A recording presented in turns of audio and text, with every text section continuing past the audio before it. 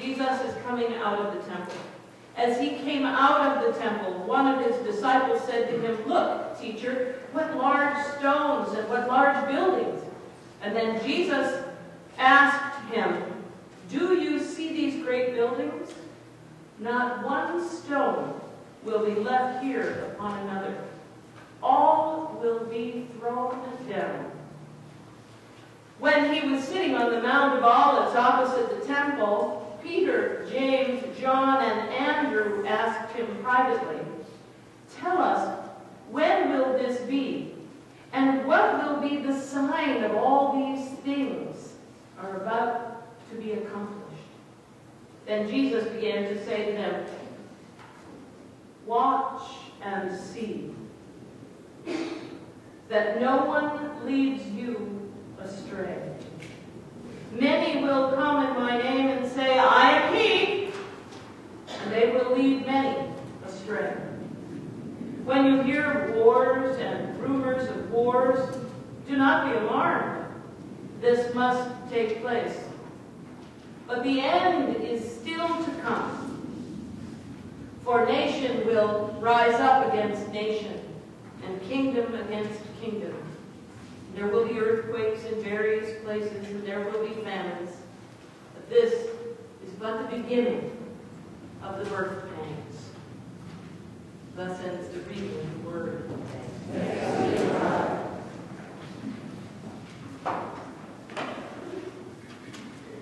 The church year is very different from the calendar year. The church year begins, actually, we're coming to the end of the church year. The new church year begins in 2 weeks.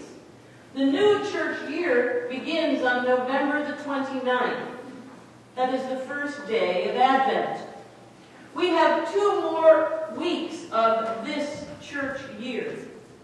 This is the 24th Sunday after the day of Pentecost. We've got 2 more Sundays in the season of Pentecost. And it is the tradition as we wind down the church year for all Scripture to point in the direction of what is called in Christian circles the second coming of Jesus Christ. The others will call it the eschaton, the apocalypse, the end of the world, the vision of Jesus coming in the clouds to judge all of humankind. This is the season of the year. And there are some folks who do weeks and weeks and weeks on this, and there are other folks who run for the door and handle it for a couple of weeks and are glad it's over. I told Rachel the other day, I said, I don't want to do this passage. It's part of the lectionary. It is what is elected for today to preach on. I said, I don't want to do it. But I thought better of it and decided to preach on it. So, how many of you, when you were in school as little kids, had to read The Red Badge of Courage? You remember that? The novel by Stephen Crane, The Red Badge of Courage. This is a novel. Jonah, we're with you all the way, sweet.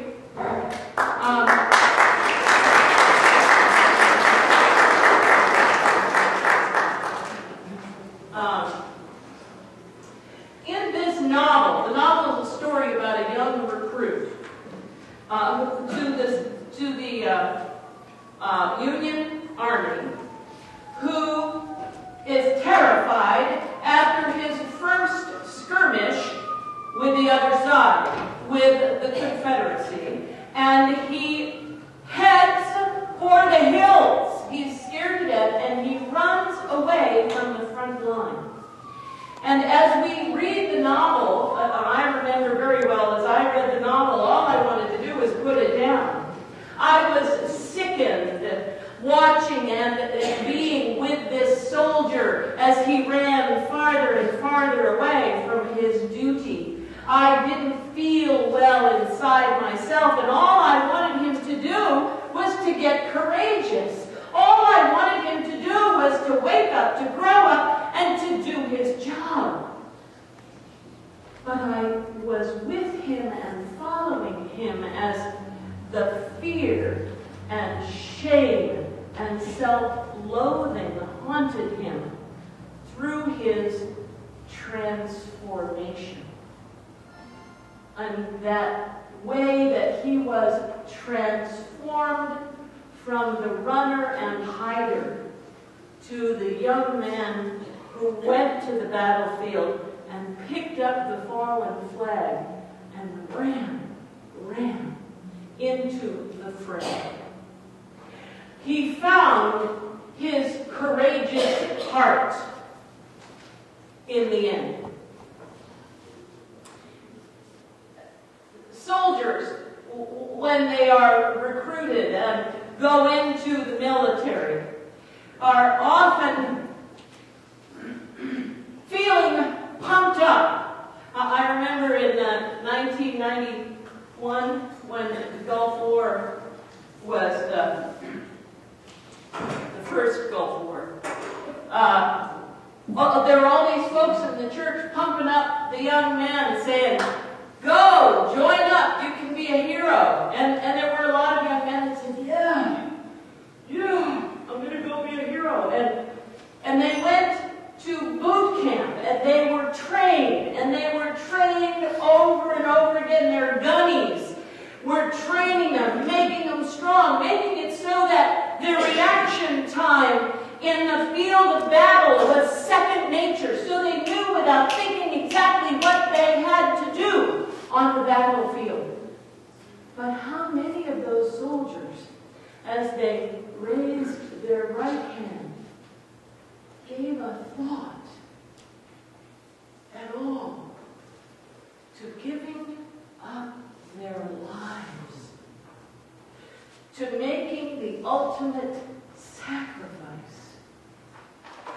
I dare say, with all of the preparation, mentally and physically, not one soldier knows until they are on that battleground that the moment of decision is present, when they might very well take their last breath, breathe their very last air on this earth.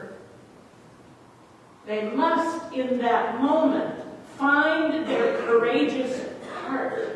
They must, in that moment, make a decision whether to leap into the fray or run for the hills. Every soldier even who signs up when they know that their country is embroiled in a war, still knows that they may very well go into active duty, but are not clear until they are confronted with that moment of decision that they may very well be close to taking their last breath in battle.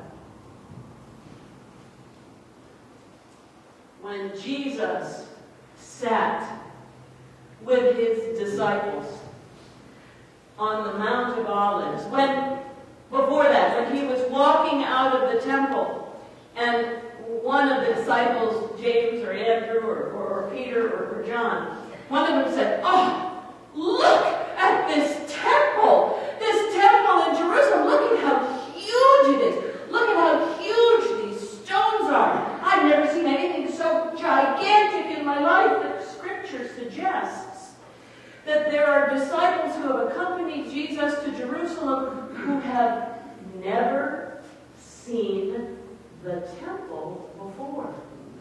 Even though every man is mandated to go on a pilgrimage to Jerusalem for the Passover, this Scripture suggests that a couple of the disciples that are with Jesus had never seen the temple in Jerusalem.